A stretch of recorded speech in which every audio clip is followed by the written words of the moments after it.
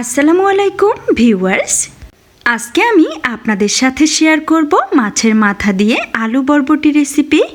এইভাবে একবার রান্না করে এই তরকারিটা খেয়ে দেখবেন, এটা খেতে কিন্তু ভীষণ মজাদার হয়। আশা করছি আমার আজকের এই রেসিপি সবার কাছে অনেক ভালো লাগবে। চলুন তাহলে ঝটপট চলে যাই মূল রেসিপিতে। প্রথমে চুলায় একটি প্যান বসিয়ে এখানে আমি একটি পেঁয়াজ কুচি দিয়ে দিলাম। এখন নেড়েচেড়ে এই পেঁয়াজ কুচিগুলোকে ভেজে নিচ্ছি।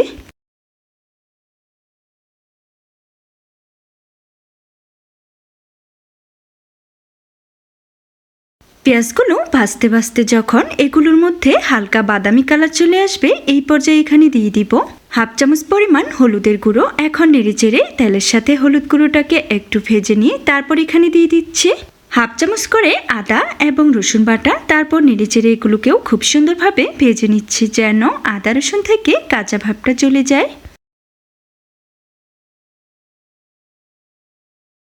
আদা রসুনটাকে একটু কিছুক্ষণ নেড়েচেড়ে ভেজে নেওয়ার পর এই পর্যায়ে এখানে অ্যাড করে দিচ্ছি 1 চামচ পরিমাণ লবণ, 1 চামচ পরিমাণ মরিচের গুঁড়ো, হাফ চা চামচ করে ধনিয়া এবং জিরার গুঁড়ো। তারপর এগুলোকেও নেড়েচেড়ে খুব সুন্দরভাবে তেলের সাথে ভেজে নিচ্ছি। আর গুঁড়ো মশলাগুলো এখানে অ্যাড করার পর খুব বেশি তেলের সাথে নাড়াচাড়া করে ভাজা যাবে না, এতে করে গুঁড়ো মশলাগুলো পুড়ে যাবে। তো একটু কিছুক্ষণ এগুলোকে নেড়েচেড়ে নিয়ে এই পর্যায়ে আমি এখানে অ্যাড করে দিচ্ছি আলু এবং বরবটিগুলো। আজকের এই রান্নায় আমি লাল বরবটি ইউজ করেছি। আর বরবটিগুলোকে যেহেতু লম্বা সাইজ করে কেটে নিয়েছি, তাই জন্যে আলুগুলোকেও আমি লম্বা লম্বা ফালি করে কেটে নিয়েছি।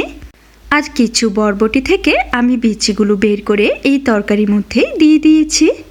তো সবজিগুলো এখানে দেওয়ার পর এখন নেড়েচেড়ে খুব সুন্দরভাবে মশলার সাথে মিক্স করে দিচ্ছি।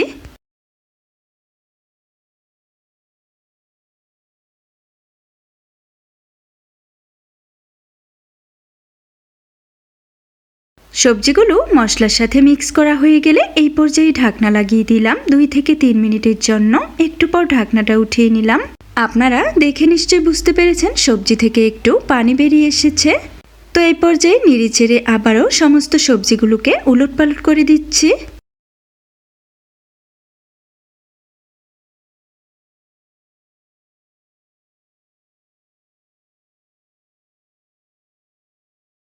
আর সবজিগুলোকে নেড়েচেড়ে দিয়ে এই পর্যায়ে আমি আবারও ঢাকনাটা লাগিয়ে দিলাম।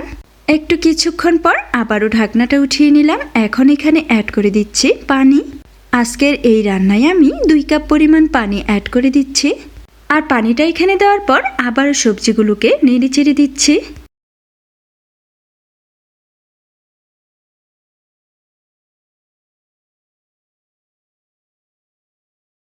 সবজিগুলো মিক্স করে নিয়ে এই পর্যায়ে এখানে দিয়ে দিচ্ছি আগে থেকেই ভেজে রাখা কাতলা মাছের মাথা।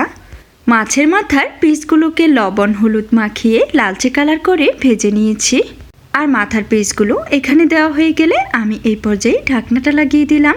কিছুক্ষণ রান্না করার পর এই পর্যায়ে ঢাকনাটা উঠিয়ে নিলাম। দেখে আপনারা নিশ্চয়ই বুঝতে পেরেছেন ঝোলের পরিমাণ কিন্তু অনেকটাই কমে গিয়েছে। এই পর্যায়ে এখানে অ্যাড করে দিলাম কিছু ধনিয়া পাতা কুচি। আর নেড়েচেড়ে সমস্ত কিছু আবারও একসাথে মিক্স করে দিচ্ছি।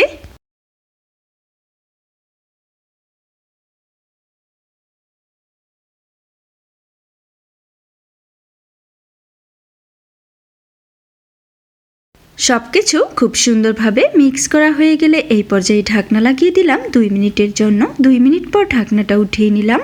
তারপর এখানে দিয়ে দিলাম 4-5টির মতো কাঁচামরিচ। এরপর আবার এগুলোকে একটু নেড়েচেড়ে দিচ্ছি। এই পর্যায়ে আবারও ঢাকনা লাগিয়ে দিব 1 মিনিটের জন্য, যেন কাঁচামরিচ এবং ধনিয়া পাতার ফ্লেভার খুব সুন্দরভাবে এই রান্নায় ছড়িয়ে যেতে পারে। তো এখন ঢাকনাটা উঠিয়ে নিলাম। দেখে আপনারা নিশ্চয়ই বুঝতে পেরেছেন এই পর্যায়ে রান্নাটা আমার সম্পূর্ণ হয়ে গিয়েছে। এইভাবে মাছের মাথা দিয়ে আলু বরবটির এই রেসিপিটা একবার বাসায় রান্না করে খেয়ে দেখবেন, এটা খেতে কিন্তু ভীষণ মজাদার। একবার এইভাবে রান্না করে খেলে বারবার আপনি এইভাবেই খেতে চাইবেন। আশা করছি আমার আজকের এই রেসিপি সবার কাছে অনেক ভালো লেগেছে। আর যদি ভালো লাগে তাহলে বাসায় অবশ্যই একবার ট্রাই করবেন এবং কমেন্টে আমাকে অবশ্যই জানাবেন কেমন হয়েছিল আপনাদের রেসিপিটা। ফিরে আসবো আবারও আপনাদের মাঝে নতুন কোনো রেসিপি নিয়ে। সে পর্যন্ত সবাই ভালো থাকবেন। আল্লাহ হাফেজ।